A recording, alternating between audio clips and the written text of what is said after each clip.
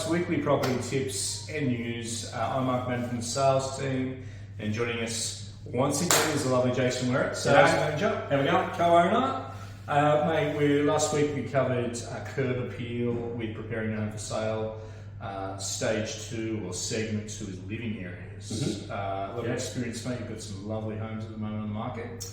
Lovely homes, got some brand new homes as well as more recent, still modern, only within say 5-10 years old, and then we've got some oldies as well. So Nice. we've got good variety. All nicely styled though. Yes. That's all we've got you on. Yeah. Some tips, mate. We've got a couple of tips we can give people, obviously, if they're getting their house ready. This is what the segment's all about. So where do you want to start with living area? Excess furniture? Yeah, for sure. Yeah. So definitely a focal point is making sure that it's not overfurnished. I think that's a big key, because an overfurnished room that's quite a good size can look small pretty quickly, and you don't want to feel cluttered in the space too. Yeah, exactly right. And making sure windows or entrances and doorways probably more so are blocked. Yeah. With this, the recliner or the lamp or whatever. Yeah, like sometimes you don't have a chance sometimes. You're a bit governed by the design of the house and the floor plan. But I think keeping walk-through spaces clear and easily accessible, I think is a positive. And also keeping the areas light and bright. Yeah, adds to the flow too.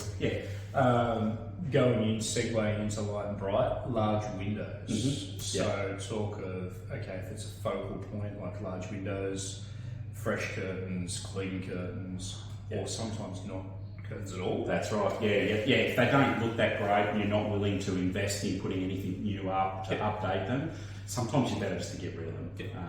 Especially in the living area, people aren't quite as sensitive about the privacy side of things. So I think it's more about having that openness, natural light flowing into the home that gives you an outlook. If it is a good outlook, hopefully it is. That's right. And I think that attached to that too is make sure the windows are spotless. Yeah, absolutely. Clean. Clean right through.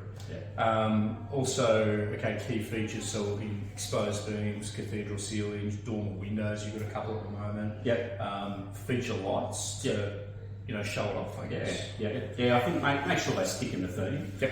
Nothing too. That's it. Not too oversized. Don't overthink it. And I think it's like the cathedral ceilings and beams. Maybe make a feature of it, like they are an architectural item that is pretty expensive to implement into a new home these days. So if you can make a nice feature out of it and a style of the home, 100% do it. Yeah, absolutely. And also it could be a difference between you and the next one. So forget you're competing with someone else. And also make sure they're clean. Spider webs, especially high lamps, exposed beams. If the timber's a little bit ordinary, I'd say paint them. You still get the feeling of the height. You've still got, I suppose, a texture to it, whether it's timber lined with it or just the beams, but sometimes painting it might be a necessity to bring it in up to date. But if it's in good condition and not too bad a colour, then keep the timber and lastly, big TVs. I love a TV, but downsizing a TV because it could be too big for a room. We've seen it, actually. I've had a couple of people take their TV right out altogether, and it just looks like a nice lounge room, sitting room, like the old days of the old formal living. Thoughts? I think you can overpower a room with a big TV, and as much as we all love to sit there in front of it and watch your favourite movie or footy, you don't need that when you're selling the home to be the focal point of the house. If you're including it, maybe, but at the end of the day, they're not going to buy the house because you've got a big TV. So you don't want to overpower and make a room feel a bit smaller as well. It can fill it all up pretty quick these days with the size of them. So, sometimes maybe downsizing or removal might be a benefit to the room. You really need to stand back and have a look at it and see, does it overpower the space or does it fit well? Exactly right. And it probably goes hand in hand with that excess furniture part. That's right. Furniture. Bulky furniture, Perfect. Mate, good tips. Thank you. Going into Easter, so we have Easter starting tomorrow. Tomorrow's Good Friday. Mate, happy Easter, everyone that watches. Obviously, everyone travelling, make sure you have a safe and great time off.